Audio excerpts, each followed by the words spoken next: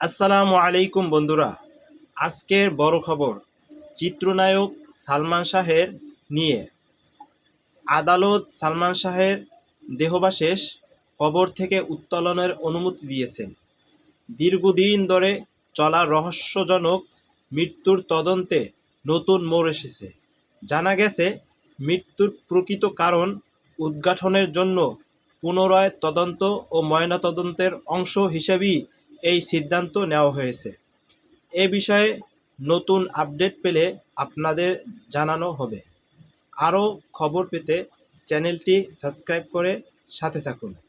প্রিয় বন্ধুরা, আপনারা কি মনে করতেছেন, দীর্ঘ ২৯ বছর পরে সালমান শাহের যে দেহাবশেষ যে উত্তোলন করা হইতেছে, এটা কি ঠিক?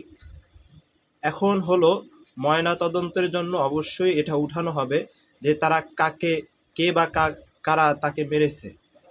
আপনারা জানেন, যে কোনো ব্যক্তি যদি খুন হয়, তাকে যদি কবর দেওয়া হয়, তাহলে পরবর্তীতে তদন্ত করার জন্য, আসল খুনিকে বের করার জন্য, কী কারণে ওই ব্যক্তিটা মারা গেছে, এই কারণ বের করার জন্য তাকে পুনরায় কবর থেকে উঠানো হয়, তারপরে ময়নাতদন্ত করা হয়।